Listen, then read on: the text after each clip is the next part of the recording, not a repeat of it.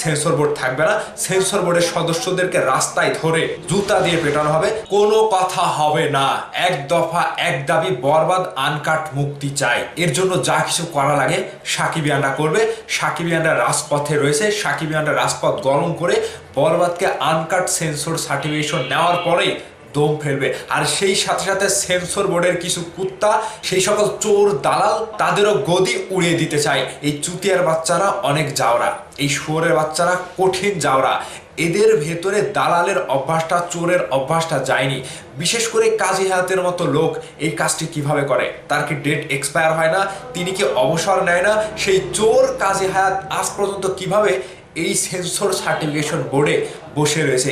এই চোর হচ্ছে একসময় ইন্ডিয়ান সিনেমা, বলিউড সিনেমা চুরি করে সিনেমা তৈরি করতো। আর সেই চোর এখন এসে বাংলাদেশে 2025 সালে একটা বিশাল বড় বাজেটের সিনেমা, বাংলার সব থেকে বড় সুপারস্টার মেগাস্টার শাকিব খানের সিনেমা কাটছাট করছে। এই চোর থাকা অবস্থায় এই সেন্সর সার্টিফিকেশন বোর্ড কোনো দিনই ঠিক হবে না। সেই সাথে সাথে সাকিবিয়ানদেরকে বলতে চাই, আপনারা এক চুলো সেখান থেকে নড়বেন না।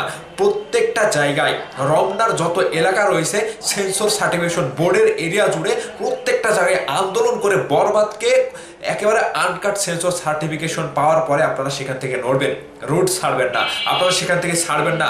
যদি সিনেমা হল মালিকরা এই সিনেমাটি চালাতে না পারে, তাহলে সিনেমা হলে গিয়ে আমরা বরবাদ সিনেমাটি কি জন্য দেখব?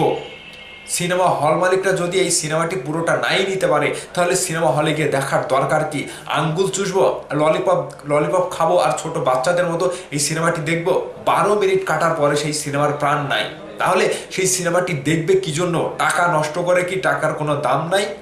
ওই চোর কাজী হায়াত থেকে শুরু করে যে কয়েকজন সদস্য রয়েছে, প্রত্যেকটা সদস্যের কানের উপরে স্যান্ডেল দিয়ে পেটানোর পরে এই বরবাদ সিনেমাটি তারপরেও আন্দোলন করে আমরা আনকাট সেন্সর সার্টিফিকেশন নেবই নেব। এইবার তোদের খেলা শেষ। চুতিয়ার বাচ্চারা, তোরা কি পেয়েছিস? বাংলাদেশের রাজত্ব, চোরের দালাল, চোরের একটা রাজস্ব পেয়েছিস। তোদেরকে এবার প্রতিবাদ করতে কিভাবে হয় সাকিবিয়ানরা দেখিয়ে দেবে। এবার এই জায়গা থেকে সাকিবিয়ানরা এক চুলো নড়বে না। সাকিবিয়ানরা তাদের প্রাণের শাকিব খানকে হেরে যেতে দেবে না। প্রত্যেকটা জায়গাতে আন্দোলন হবে, বাংলাদেশের প্রত্যেকটা জায়গাতে আন্দোলন হবে। বিশেষ করে এফডিসি থেকে শুরু করে সেন্সর সার্টিফিকেশন বোর্ডের এই কর্তৃত্ব নাই। তারা শুধু একটি সিনেমাকে গ্রেডিং দিয়ে 18+ গ্রেডিং দিয়ে তোরা দিয়ে দে। তোদের কাটছাট করার কোনো অধিকার নাই, তোরা সেই অধিকার রাখিস না। একটি সিনেমার কাটছাট করার অধিকার শুধু রাখে সেই পরিচালক এবং প্রযোজক। তারা সুন্দরভাবে সিনেমাটি নিয়ে আসলো, বাহিরের দেশ থেকে প্রযোজক 20 কোটি টাকা খরচ করে বাংলাদেশে সিনেমাটি নির্মাণ করলো। আর তোদের মতো চুতিয়া শুয়োরের বাচ্চারা, তোরা এসে এই চেয়ারে বসে থেকে পরামান কি করিস?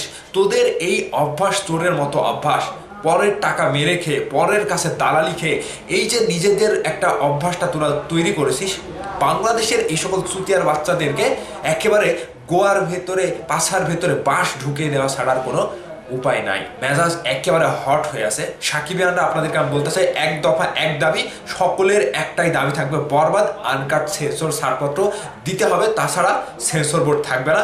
সেন্সর বোর্ডের সদস্যদেরকে রাস্তায় ধরে পেটানো হবে, জুতা দিয়ে পেটানো হবে সেন্সর বোর্ডের প্রত্যেকটা সদস্যদেরকে।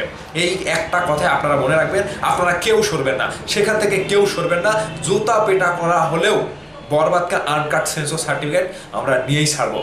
দেখা যাক ওরাই পারে নাকি আমরাই পারি, বুঝবে ঠেলা। এবার সাকিবিয়ানদের ঝাল কতটুকু।